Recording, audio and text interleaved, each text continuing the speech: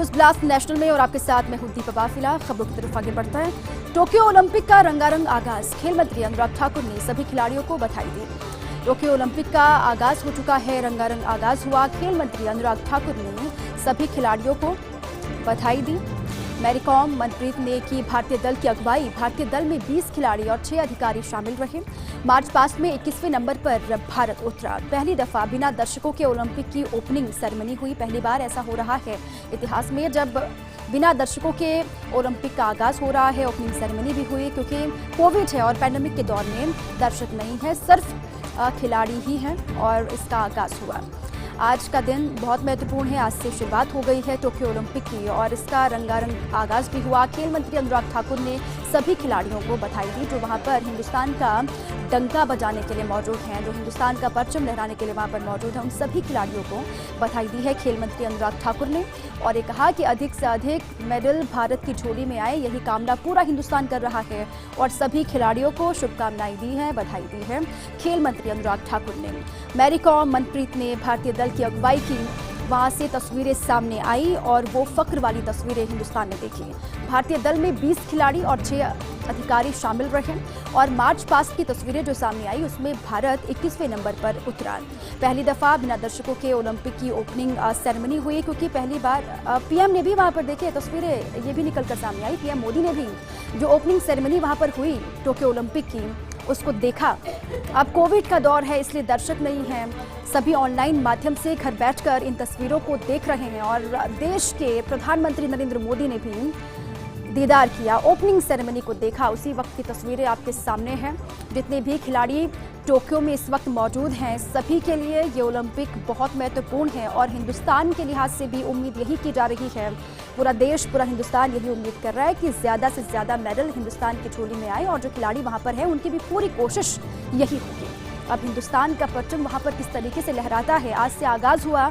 अब कितने मेडल भारत के पास आते हैं यही इंतजार हिंदुस्तान को है। जब पीएम मोदी ने ओपनिंग सेरेमनी को देखा उसी वक्त की तस्वीरें हम आपको दिखा रहे हैं।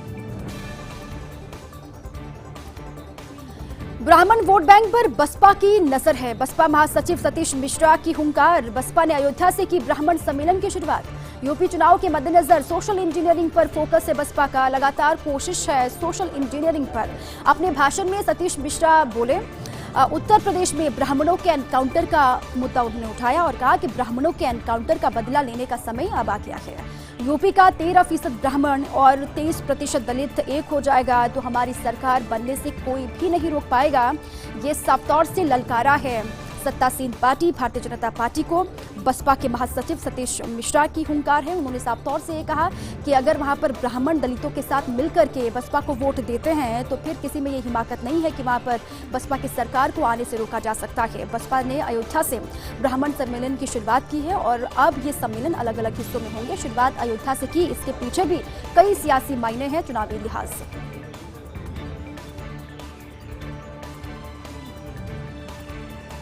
कांग्रेस संसदीय नेताओं में तालमेल नहीं। अब ये चर्चाएं हो रही है सियासी गलियारों में कि कांग्रेस के संसदीय नेताओं में आपस में ही तालमेल का अभाव है, तालमेल नहीं है।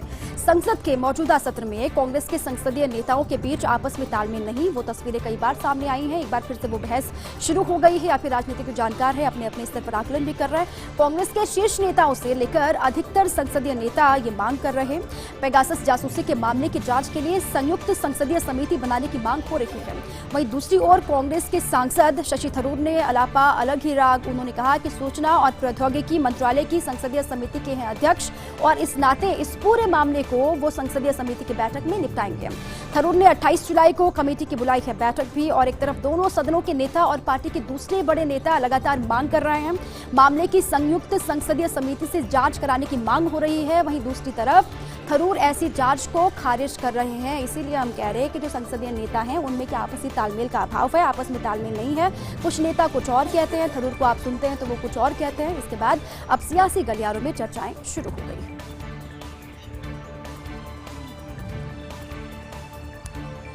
सिद्धू बने पंजाब कांग्रेस के नए कैप्टन। सिद्धू जो चाह रहे थे उनकी मुराद पूरी हो गई है। सिद्धू पंजाब कांग्रेस के नए कैप्टन बन गए हैं और आज सिद्धू ने ग्रहण किया पीसीसी चीफ का पदभार ग्रहण से पहले सिद्धू ने कैप्टन के पैर छुए। पंजाब भवन में अमरिंदर की चाय पार्टी में अमरिंदर का आशीर्वाद लिया और इसके बाद चंडीगढ़ स्थित कांग्रेस दफ्तर पहुंचे सिद्धू। कांग्रेस दफ्तर में संभाला पीसीसी चीफ का पदभार और कैप्टन अमरिंदर सिंह भी पदभार ग्रहण समारोह में शरीक हुए। हालांकि पहले ये खबरें चल रही थी, असमंजस की स्थिति थी कि कैप्टन क्या आएंगे पदभार ग्रहण समारोह में या फिर नहीं आएंगे, लेकिन अमरिंदर सिंह शामिल हुए। अपने संबोधन में कैप्टन ने किया सिद्धू का जिक्र। जब संबोधन हुआ कैप्टन अमरिंदर सिंह का तो उन्होंने नवजोत सिंह सिद्धू का जिक्र कई दफा अपने संबोधन में किया। उन्होंने कहा कि सिद्धू पैदा हुए थे तब मैं बॉर्डर पर तैनात था। नवजोत सिद्धू के पिता ही मुझे राजनीति में लेकर के आए थे। और वहीं सिद्धू ने अपने भाषण में कैप्टन का नाम नहीं लिया। अब इसको लेकर भी चर्चाएं शुरू हो गई हैं। अपने संबोधन में कैप्टन ने जिक्र किया कई दफा सिद्धू का, लेकिन सिद्धू ने अपने भाषण में एक भी मर्तबा कैप्टन का नाम नहीं लिया। कहा जो मेरा विरोध करेंगे वो मुझे और मजबूत बनाएंगे। मेरी चमड़ी मोटी है, मुझे किसी के कहने सुनने से नहीं पड़ता फर्क। ये कैप्टन अमरिंदर सिंह जो पहले लगातार कह रहे थे अपने संबोधन में, ये बार बार कहा गया कि हो सकता है या फिर लोग ये इंतजार कर रहे थे कि अपने भाषण में सिद्धू भी कैप्टन का नाम लेंगे, लेकिन ऐसा हुआ नहीं। और उन्होंने कहा कि जो मेरा विरोध करेंगे वो मुझे और मजबूत बनाएंगे। मेरी चमड़ी मोटी है, मुझे किसी के कहने सुनने से कोई फर्क नहीं पड़ता।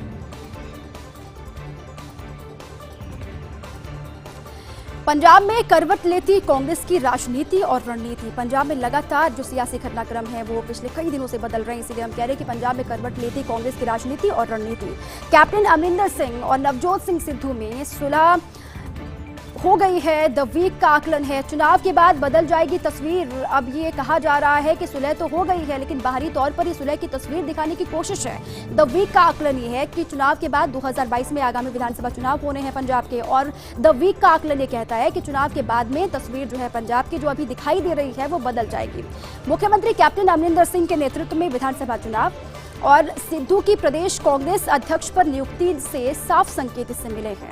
चुनाव बाद में कैप्टन के उत्तराधिकारी बन सकते नवजोत सिंह सिद्धू, ऐसी भी खबरें शुरू हो गई हैं। ऐसी जो बयानबाजी है वो लगातार की भी जा रही है। जो राजनीतिक जानकार है वो भी इसको लेकर अपना आकलन कर रहे हैं। चुनाव के बाद कैप्टन के उत्तराधिकारी बन सकते नवजोत सिंह सिद्धू, ये द वीक का आकलन है। अलबत्ता सिद्धू को प्रमोट करने में फायदा देख रहा कांग्रेस आलाकमान। अब क्या होता है लगातार नजर। लोकसभा में कांग्रेस सांसद राहुल गांधी को मिला सरकार का जवाब। लोकसभा में कांग्रेस सांसद राहुल गांधी को सरकार का जवाब मिला और कहा वैक्सीनेशन सतत प्रक्रिया, स्पष्ट नहीं बता सकते कब पूरा होगा। जवाब दिया गया राहुल गांधी को। राहुल गांधी लंबे वक्त से सवाल पूछ रहे थे कि वैक्सीनेशन कब पूरा होगा, क्योंकि तीसरी लहर के संकेत मिल चुके हैं और बार बार वो सवाल खड़े करते हैं वैक्सीनेशन की प्रक्रिया को लेकर भी, वैक्सीन की कमी को लेकर भी। अब सरकार का जवाब है राहुल गांधी को। ये कहा गया कि वैक्सीनेशन सतत प्रक्रिया है जो चल रही है और स्पष्ट ये नहीं बताया जा सकता है कि वैक्सीनेशन की प्रक्रिया कब पूरी होगी, लेकिन 18 से 44 साल को 31 दिसंबर 2021 तक वैक्सीन लगने की उम्मीद है और अगस्त से दिसंबर तक 135 करोड़ वैक्सीन डोज मिलने की उम्मीद भी जताई गई है। वैक्सीन खरीद पर अब तक खर्च हुए 9,725 करोड़ रुपए और स्वास्थ्य राज्य मंत्री भारती पवार ने लोकसभा में ये तमाम जानकारियां दी हैं और ये भी कहा वैक्सीन का ऑर्डर देने में कोई देरी नहीं हुई। सरकार का पक्ष रखा गया, वहां पर तर्क दिया गया। जो तमाम सवाल विपक्षी दल पूछ रहे हैं उसी को लेकर ये कहा गया कि वैक्सीन का ऑर्डर देने में कोई देरी नहीं हुई है, वैक्सीन की प्रक्रिया चल रही है। अब स्पष्ट रूप से बता पाना बहुत मुश्किल है कि वैक्सीन की प्रक्रिया कब जाकर पूरी होगी, लेकिन युद्ध स्तर पर लोगों को वैक्सीनेट करने की प्रक्रिया हिंदुस्तान में चल रही है। कोरोना वैक्सीनेशन में राजस्थान को बड़ी सफलता। कोरोना वैक्सीनेशन में राजस्थान को बड़ी सफलता मिली है। करीब 6 महीने के भीतर प्रदेशवासियों को लगाई 3 करोड़ डोज। अब ये बड़ी उपलब्धि है राजस्थान के लिहाज से। करीब 6 महीने के भीतर प्रदेशवासियों को लगाई गई 3 करोड़ डोज और सीएम गहलोत साथ में चिकित्सा मंत्री रघु शर्मा के नेतृत्व में टीम मेडिकल का बड़ा अचीवमेंट जिसे आप कह सकते हैं। चिकित्सा विभाग की टीमों ने आज छुआ 3 करोड़ से अधिक डोज का आंकड़ा और ये बड़ी उपलब्धि है। चिकित्सा महकमे के लिए तो है ही, लेकिन राजस्थान वासियों के लिए भी खुशखबरी से आप कह सकते हैं। अधिक डोज का आंकड़ा 2 करोड़ 34 लाख 64,010 लोगों को लगाई गई कोरोना की पहली डोज और जबकि 62,18,287 लोगों ने कोविड की दूसरी डोज लगवाई है। ये राजस्थान का आंकड़ा आपके सामने रखा जा रहा है। अब कोरोना वैक्सीनेशन में राजस्थान को बड़ी सफलता मिली है। हम क्यों कह रहे हैं वो पूरी खबर समझिए। करीब 6 महीने के भीतर प्रदेशवासियों को 3 करोड़ डोज लगाई गई है। सीएम गहलोत चिकित्सा मंत्री के नेतृत्व में टीम मेडिकल का शानदार ये काम है और उसी की उपलब्धि है। चिकित्सा विभाग की टीमों ने 3 करोड़ से अधिक डोज का आंकड़ा छू लिया है। 2 करोड़ 34 लाख 64,010 लोगों को लगाई गई कोविड की पहली डोज और 62,18,287 लोगों को कोविड की दूसरी डोज लगाई जा चुकी है। राजस्थान मंत्रिमंडल विस्तार पर लेटेस्ट अपडेट है। पंजाब और उत्तराखंड के बाद अब राजस्थान का मामला होगा टेकअप। पहले लगातार मसले सुलझाए जा रहे हैं अलकमान की तरफ से। राजस्थान मंत्रिमंडल विस्तार पर ये लेटेस्ट अपडेट है कि पंजाब को पहले सुलझाया गया, उसके बाद उत्तराखंड में, और अब राजस्थान की बारी है। राजस्थान का मामला टेकअप होगा। ऐसे में सुलह कमेटी ने सोनिया गांधी को सौंपी अपनी report. Committee member KC. Venugopal, Ajay Maken ने अपनी रिपोर्ट सौंपी। रिपोर्ट में 2023 विधानसभा चुनाव के मद्देनजर फॉर्मूला सुझाया गया है। फॉर्मूले के अनुसार प्रदेश में गहलोत और पायलट दोनों गुटों को एक साथ लेकर चलने की बात कही गई। पायलट कैंप से कितने लोग बनेंगे मंत्री, ये बड़ा सवाल है, और कितने लोग एडजस्ट होंगे राजनीतिक नियुक्तियों में, इसको लेकर भी तमाम बातें कही जा रही हैं। अब इन दोनों बिंदुओं पर भी कमेटी ने सौंपी स्पष्ट रिपोर्ट। लेकिन क्या होगा खुद सचिन पायलट का पार्टी में रोल? अब ये भी कहा जा रहा है कि उनके जो समर्थक विधायक हैं वो कितने मंत्री बनेंगे, उनको क्या जिम्मेदारी दी जाएगी, इसको लेकर चर्चा तो है ही। लेकिन खुद प्रदेश कांग्रेस में पायलट का क्या रोल होगा, इसको लेकर भी चर्चाएं शुरू हो गई हैं। पायलट को एआईसीसी में महत्वपूर्ण जिम्मेदारी दिए जाने की चर्चा भी हो रही है। हालांकि इस चर्चा पर पायलट कैंप से जुड़े हुए लोगों ने अपनी प्रतिक्रिया दी है और ये कहा है कि राजस्थान छोड़कर बाहर नहीं जाना चाह रहे हैं पायलट, प्रदेश में रहकर ही सक्रिय राजनीति करना चाहते हैं पायलट। अलबत्ता अब सभी की नजरें अलकमान के अंतिम फैसले पर टिकी हुई है। अब सभी की नजरें हैं कि अलकमान क्या फैसला करता है, क्योंकि फैसला तो अलकमान को ही करना है। इंतजार दोनों ही गुटों को है, वो अशोक गहलोत खेमे की आप बात कीजिए या फिर सचिन पायलट गुट की आप बात कीजिए, दोनों ही दलों को इंतजार है जल्द ही मंत्रिमंडल विस्तार हो, राजनीतिक नियुक्तियां हो। कमलनाथ झारखंड की चिंता में आखिर क्यों हैं? बड़ा सवाल ये भी है कि आखिर कमलनाथ एमपी के पूर्व सीएम हैं, उनको आखिर एमपी को छोड़ करके झारखंड की चिंता क्यों सता रही है? सवाल ये। मध्य प्रदेश के पूर्व सीएम कमलनाथ ने कई आरोप लगाए हैं। केंद्र और भाजपा कर रहे झारखंड में हेमंत सोरेन की सरकार गिराने का प्रयास, ये साफ तौर से आरोप है। केंद्र में बीजेपी की सरकार और बीजेपी को लेकर ही ये कहा है कमलनाथ ने। उन्होंने कहा कि केंद्र और भाजपा कर रहे झारखंड में हेमंत सोरेन की सरकार गिराने की कोशिश। कमलनाथ के मुताबिक अगले 15 दिन में हो सकता है ऐसा कोई प्रयास। अब कमलनाथ ये भी कह रहे हैं कि अगले 15 दिन में ऐसा कोई घटनाक्रम दिखाई दे सकता है या फिर ऐसी कोई कोशिश हो सकती है। 3 महीने पहले भी एक बार कमलनाथ ने इस तरह के संकेत दिए थे, बयान दिए थे, और झारखंड के प्रभारी आरपीएन सिंह हैं और सह प्रभारी उमंग सिंघार हैं, और इसके बावजूद कमलनाथ ज्यादा फोकस कर रहे हैं झारखंड पर, वो ज्यादा चिंतित दिखाई दे रहे हैं झारखंड को लेकर। इसके पीछे की वजह क्या हो सकती है? क्या सचमुच कांग्रेस अलकमान ने कमलनाथ पर भरोसा दिखाया है या फिर किसी अन्य कारणों के चलते वो सक्रिय हैं? इसको लेकर सभी की नजरें टिकी है कि आखिर क्यों इतने ज्यादा चिंतित हैं कमलनाथ झारखंड को लेकर।